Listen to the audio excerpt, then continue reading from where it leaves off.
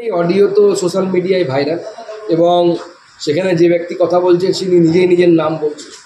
এই অডিও প্রমাণ করে দেয় যে তৃণমূল কংগ্রেসের কাছে মহিলাদের সম্মান, এদের কাছে লক্ষ্মী মানে হচ্ছে লক্ষ্মীর ভাণ্ডার পয়সা, এবং তার সাথে সাথে মহিলাদের ইজ্জতের এদের কাছে ওই 1000 টাকা দাম, 1200 টাকা দাম, তার বাইরে লক্ষ্মীর কোনো সম্মান এদের কাছে নেই। এবং আমি অবাক হয়ে দেখছি একজন রাজ্যের পুলিশ মন্ত্রী, রাজ্যের ডিজি পুলিশ, তারা চুপ করে বসে আছে যে তারা যখন নিজেদের একজন থানার আইসির স্ত্রী এবং মাকে নিয়ে এই ধরনের কথা বলা হচ্ছে, তাদেরকে তাদের ইজ্জত নেওয়ার কথা বলা হচ্ছে, তাদের ভোগ করার কথা বলা হচ্ছে, পুলিশ, আমার কাছে যা খবর যে জেলার এসপি এই অডিওটাকে ভাইরাল করিয়েছে, উচিত ছিল এই অডিও ভাইরাল না করিয়ে কলার ধরে ওই বেটাকে তুলে এনে গালে দুটো থাপ্পড় লাগিয়ে জেলের ভেতরে ঢোকানো। যে পুলিশ নিজের মা বোনের ইজ্জত বাঁচাতে পারে না, বইয়ের ইজ্জত বাঁচাতে পারে না, সে পুলিশ পশ্চিমবঙ্গের সাধারণ মহিলাদের ইজ্জত বাঁচাবে কী করে? এই পুলিশ মন্ত্রীকে ধিক্কার জানায় এবং এই অপদার্থ পুলিশ মন্ত্রী, পশ্চিমবঙ্গের ইতিহাসে এই ধরনের অপদার্থ পুলিশ মন্ত্রী এর আগে কোনো আসেনি, এবং এটা পুলিশ মন্ত্রীর ব্যর্থতা যে তার পার্টির নেতাদের কাছ থেকে পুলিশের স্ত্রী এবং পুলিশের মাকে এই ধরনের কথা শুনতে হচ্ছে। অভিযোগের ভিত্তিতে মামলা রুজু করা হয়েছে, ওই নেতার বিরুদ্ধে কড়া আইনি ব্যবস্থা নেওয়া হবে। এখন কি করা আইনি ব্যবস্থা? এটা যদি বিজেপির কোনো একজন সাধারণ কর্মী যদি থানার আইসিকে এই কথা বলতো, চুলের মুঠি ধরে বের করে আনবো, মারবো, কি করা ব্যবস্থা নিচ্ছে? লজ্জা লাগে না এই ধরনের কথা বলতে? ভাইরাল হওয়ার পর এই অডিও, তারপর আপনার স্টেপ নিতে পারলেন? তার আগে কি হয়েছে? নপুংসক হয়ে বসেছিলেন নাকি? এই নপুংসকতা কেন পুলিশের? রাজীব কুমার বলেছিলেন পুলিশের উপর হামলা হলে পুলিশ একটা গুলি চালালে 4টে গুলি চালাবে।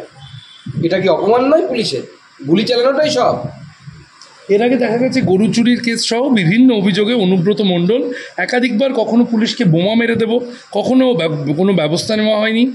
এই ভাইরাল অডিও প্রকাশ্যে আসার পর প্রথমবার মামলা রুজু করা হলো, কিন্তু ব্যবস্থা কি আদৌ হবে? এই যে বারবার পুলিশকে, এর আগে তো অনুব্রত বহুবার হুমকি দিয়েছেন, নানান ধরনের হুমকি। দেখুন, এটা তো শুধু পুলিশকে হুমকি দেওয়া নয়, মহিলাদের প্রতি তৃণমূল কংগ্রেস কি সম্মান রাখে তার অন্যতম নিদর্শন।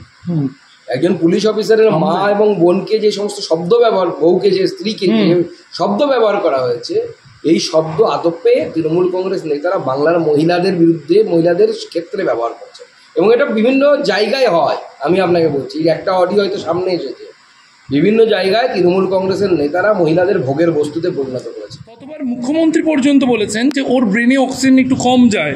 অনুব্রত যখন জেলবন্দি, তখন বীরভূমে ববি হাকিম তাকে বাংলার বাঘ, বীরভূমের বাঘ বলে দিলেন। জেলা সভাপতির পদে জেলবন্দি অনুব্রতকে কখনো সরানো হয়নি।